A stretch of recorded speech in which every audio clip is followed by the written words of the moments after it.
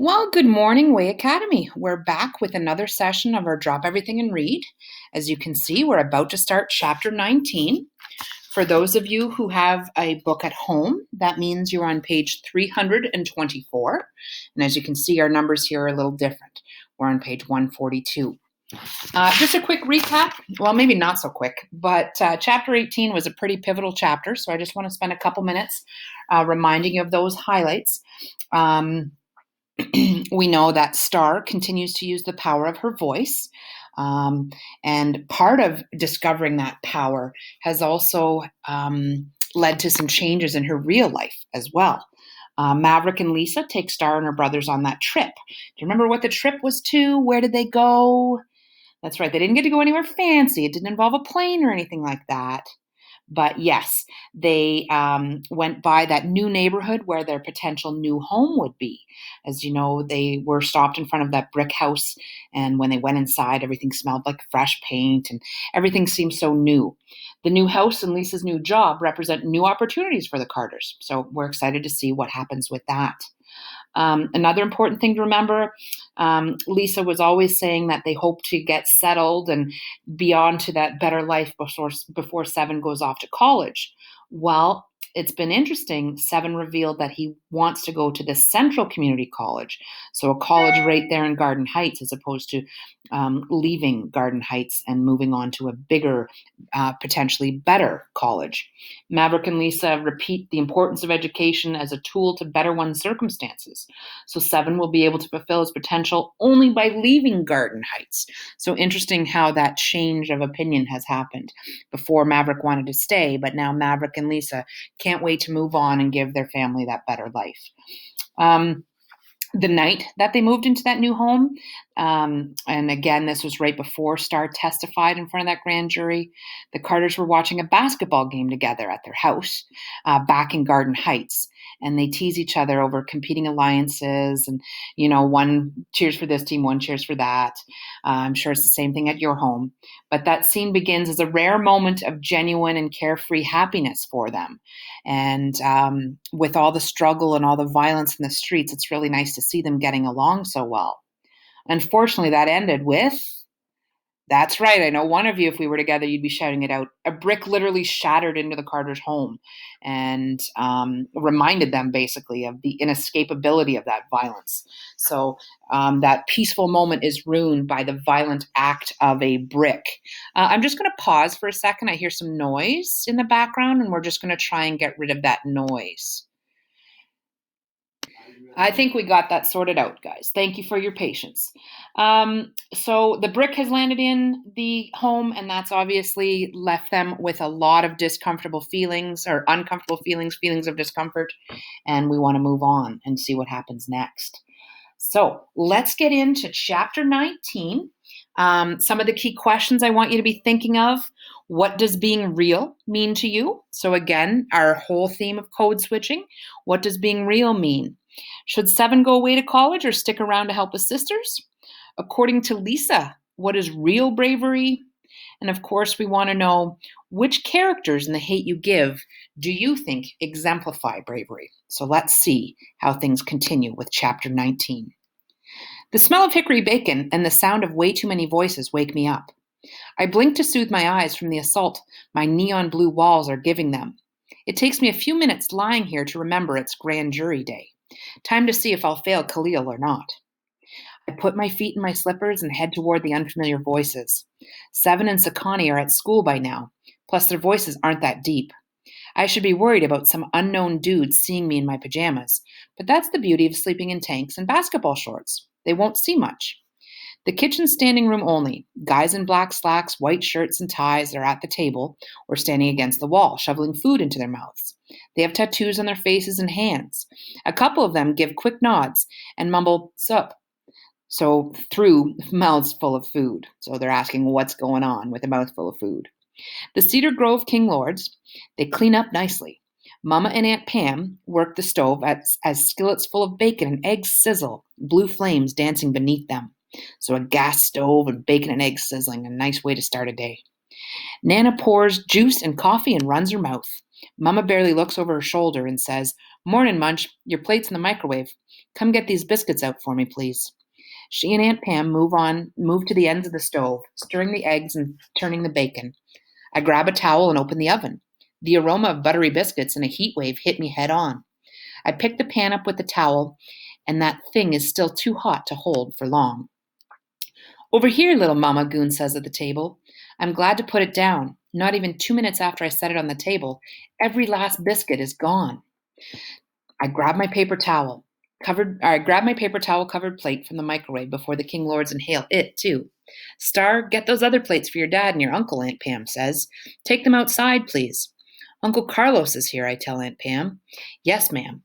Stack their plates on top of mine, grab the hot sauce and some forks, and leave as Nana starts one of her back in my theater days. Outside, the sunlight's so bright it makes the paint on my walls seem dim. I squint and look around for Daddy or Uncle Carlos. The hatch on Daddy's Tahoe is up, and they're sitting on the back of it. My slippers scuff against the concrete, sounding like brooms sweeping the floor. Daddy looks around the truck. There go, my baby. I hand him and Uncle Carlos a plate and get a kiss to the cheek from Daddy in return. You sleep okay, he asks. Kinda. Uncle Carlos moves his pistol from the space between them and pats the empty spot. Keep us company for a bit. I hop up next to them. We unwrap the plates that have enough biscuits, bacon, and eggs for a few people. I think this one's yours, Maverick, Uncle Carlos says. It's got turkey bacon. Thanks, man, Daddy says, and they exchange plates. I shake hot sauce on my eggs and pass Daddy the bottle. Uncle Carlos holds his hand out for it, too. Hot sauce is a very popular thing at my place, too. My brother growing up wanted hot sauce on everything, and now my husband and I like hot, spicy food, too. Daddy smirks and passes it down. I would have thought you were too refined for some hot sauce on your eggs. You do realize this is how I grew up in it, right? Or this is the house I grew up in, right?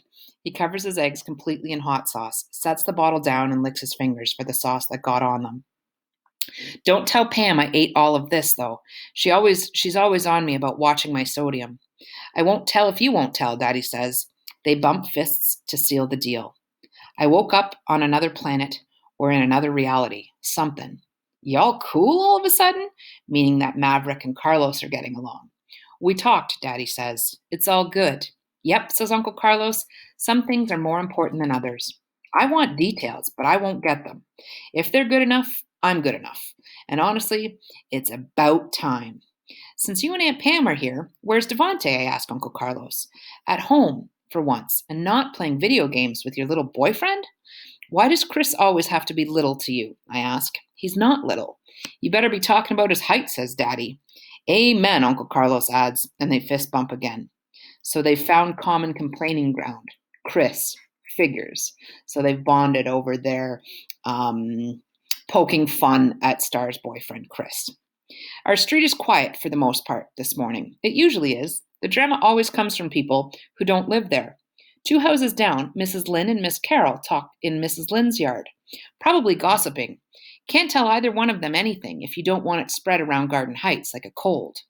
Mrs. Pearl works in her flower bed across the street with a little help from 40 ounce. Everyone calls him that because he always asks for money to buy a 40 ounce from the liquor store real quick. His rusty shopping cart with all of his belongings is in Miss Pearl's driveway, in a big bag of mulch on the bottom of it. Apparently he has a green thumb. He laughs at something Mrs. Pearl says, and people 2 streets over probably hear that guffaw of his, a loud, boisterous laugh. Can't believe that fool's alive, Uncle Carlos says. Would have thought he drank himself to death by now. Who, 40 ounce, I ask? Yeah, he was around when I was a kid. Nah, he ain't going nowhere, says Daddy. He claims the liquor keeps him alive. Does Mrs. Rooks live around the corner? Or around the corner, Uncle Carlos asks. Yep, I say.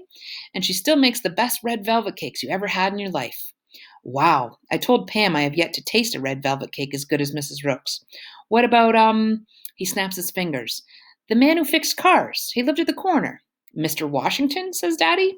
Still kicking it, and still does better work than any automotive shop around. He's got his son helping him, too. Little John, Uncle Carlos asks. The one that played basketball, but got on that stuff. Yep, says Daddy. He's been clean for a minute now, though.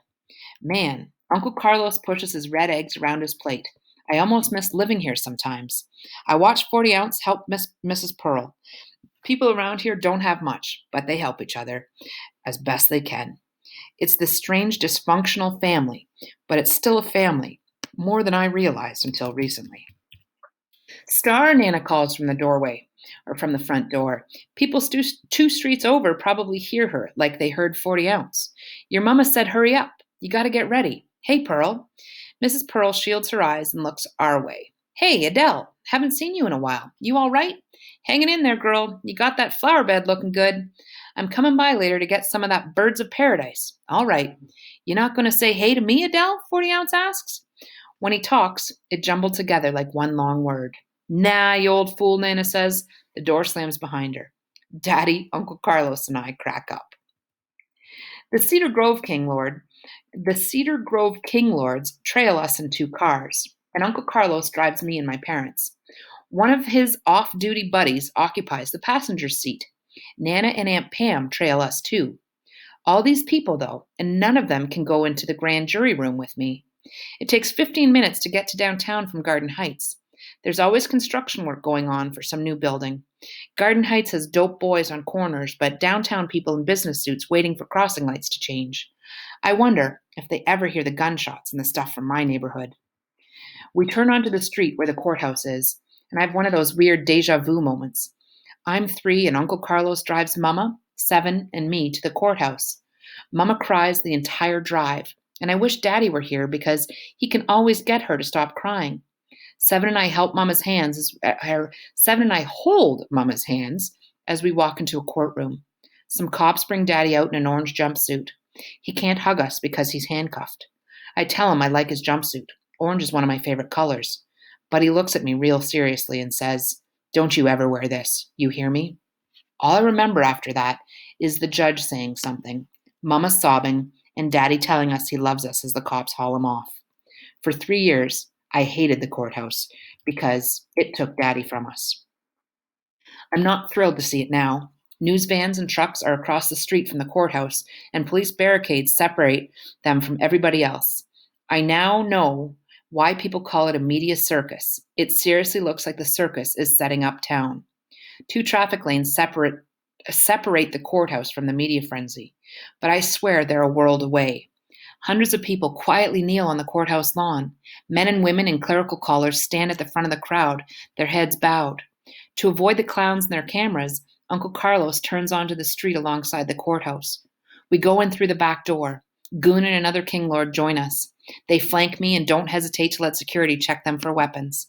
Another security guard leads us through the courthouse. The farther we go, the fewer people we pass in the halls. Miss Offra waits beside a door with a brass plate that says Grand Jury Room. She hugs me and asks, "Are you ready?" For once, I am. "Yes, ma'am." "I'll be out here the whole time," she says. "If you need to ask me something, you have that right." She looks at my entourage. I'm sorry, but only Star's parents are allowed to watch in the TV room. Uncle Carlos and Aunt Pam hug me. Nana pats my shoulder and she shakes her head.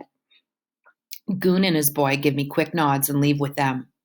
Mama's eyes brim with tears. She pulls me into a tight hug, and it's at that moment, of all the moments, that I realize I've gotten an inch or two taller than she is. She plants kisses all over my face and hugs me again. "I'm proud of you, baby. You are so brave." That word. I hate it. No, I'm not. "Yeah, you are." She pulls back and pushes a strand of hair away from my face. I can't explain the look in her eyes, but it knows me better than I know myself. It wraps me up and warms me from the inside out. "Brave doesn't mean you're not scared, Star," she says. "It means you go on even though you're scared, and you're doing that." I want to read that again because we want to know what Lisa thinks bravery means. Brave doesn't mean you're not scared. It means you go on even though you're scared, and you're doing that. So she's really proud of her daughter. She leans up slightly on her tiptoes and kisses my forehead, as if that makes it true. For me, it kind of does. Daddy wraps his arms around both of us. "You got this, baby girl." The door to the grand jury room creaks open, and the DA, Miss Monroe, looks out. "We're ready if you are." I walk into the grand jury room alone, but somehow my parents are with me.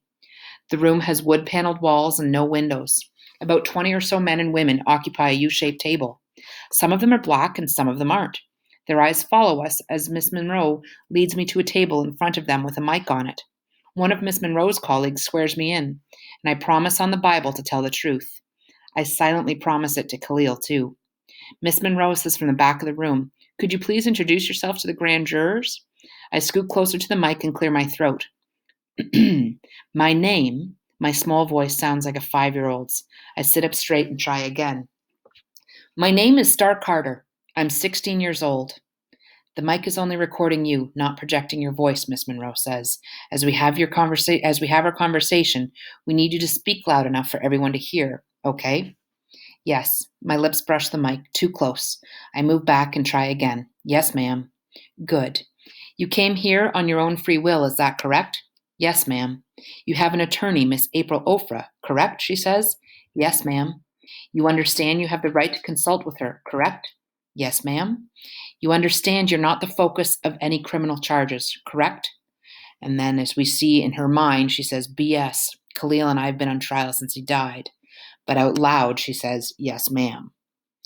Today, we want to hear in your own words what happened to Khalil Harris, okay? I look at the jurors, unable to read their faces, and tell if they really want to hear my words. Hopefully they do. Yes, ma'am. Now, since we have that understanding, let's talk about Khalil. You were friends with him, right? I nod. But Miss Monroe says, please give me a verbal response. I lean toward the mic and say, yes, ma'am. And then we see that she says a curse word in her mind. I forgot the jurors can't hear me on it, and it's only for recording. It doesn't make any sense that I'm so nervous. How long did you know Khalil? The same story all over again. I become a robot who repeats how I knew Khalil since I was 3, how we grew up together, the kind of person he was.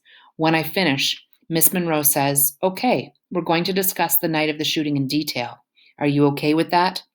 The unbrave part of me, which feels like most of me, shouts, no. It wants to crawl up in a corner and act as if none of this ever happened. But all of those people outside are praying for me. My parents are watching me. Khalil needs me.